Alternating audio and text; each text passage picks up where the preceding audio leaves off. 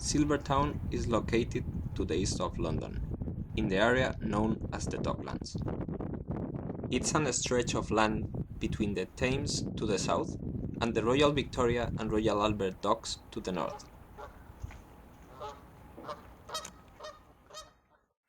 The residential quarter is in the middle of this area. Since 1850, it housed the workers of the chemistry factories in the Thames Valley, as well as those who work in the docks and its warehouses.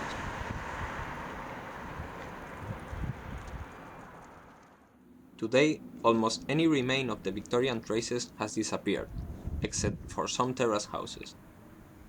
Almost all the quarter was rebuilt and extended in the 90s, renamed as the Britannia Village, a medium and low-density traditional housing model.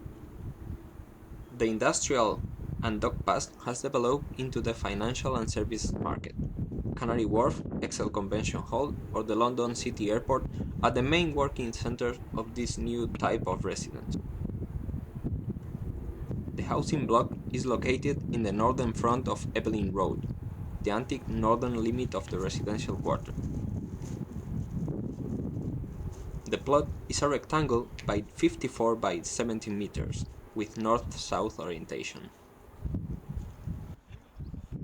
The block is set back in its front, back, and its facades, allowing some distance from the adjacent houses and at the same time being separated from the street's alignment.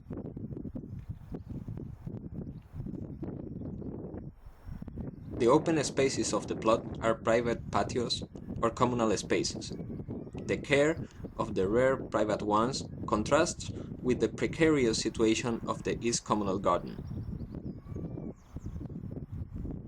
The block is 45 by 10 meters big and is integrated by 4 identical 3-floor attached villas. Each has a house per floor and is grouped in a double symmetry through 2 stairs. The stairs are set back in relation to the facade, defining the silhouette of 3 volumes of the block and indicating the access points. The volume is simple. The organizing is not very noble. The materials are the protagonists. The dark gray brick builds the lower floor and establishes the basement, that extends through all the plot, creating the back walls and the front patios. The light gray timber covers the secondary facades in its 2 higher floors. The front facade is coated in glass panels, being the main characteristic of the block. The panel's pattern and the changing position of the windows provides the block of a magnificent scale, despite of its modest size. Each panel is formed of an aligned timber louvers covered in an iridescent film, responsible of the changing and evanescent image of the facade. The glass serves as a protection to the louvers. The most expressive and sophisticated element of the building lacks of a function towards the interior of the houses and conditions the apartment's layout. The block's entrance are done through a small railing that separates it from the sidewalk. The stairway ascends in 3 sections, opening itself and turning the access to the apartments into a generous space.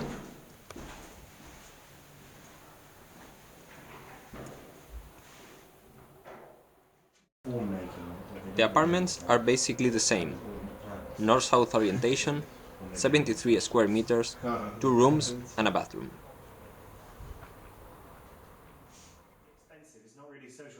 The layout is simple. Living room with open plan kitchen facing south and 2 identical bedrooms to the north.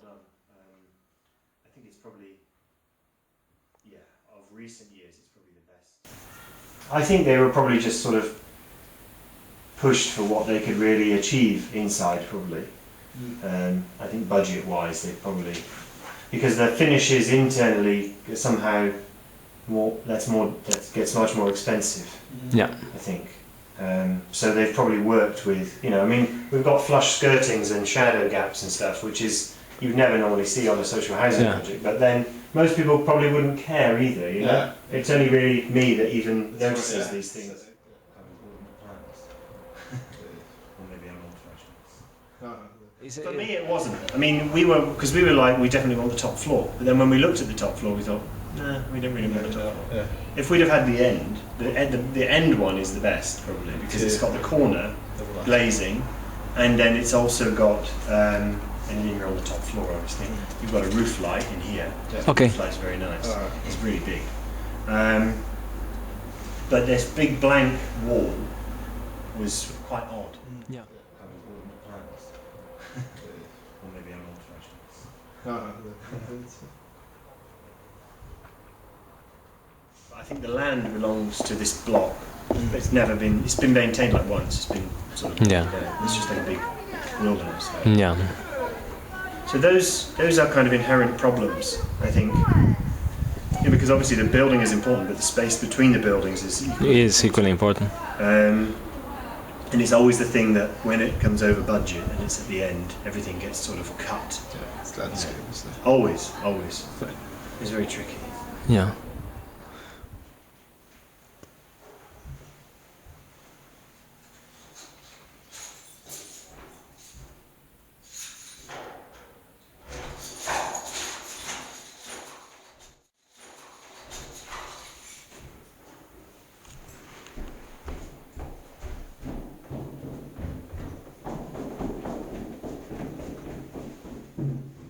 The main differences between the apartments are in the private exterior spaces and the windows position in the principal south facade.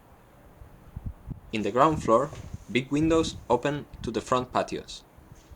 The house exhibits to the outside because of the patios not being private enough. The living rooms in the upper floors are organized around a big hall in the corner of the facade. In the first floor, these halls confront. The unavoidable view of the neighbor takes away quality to this space.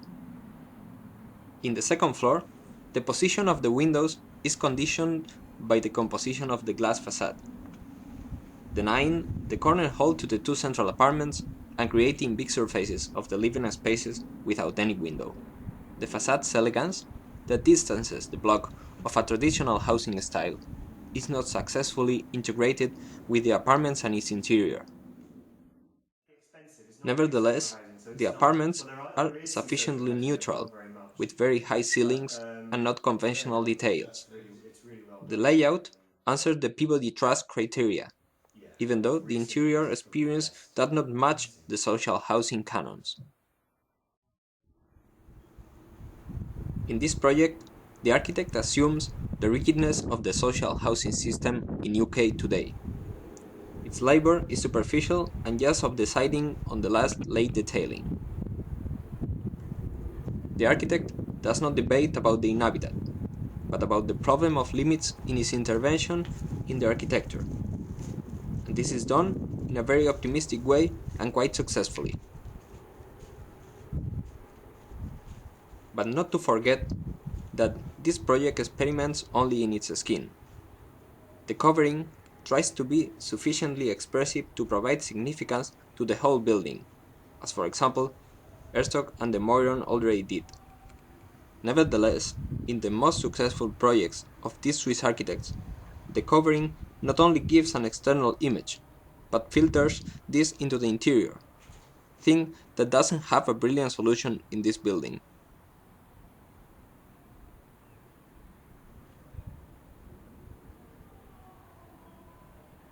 Finally, remains the doubt of if it is social housing the appropriate scope in where these literally superficial debates should happen.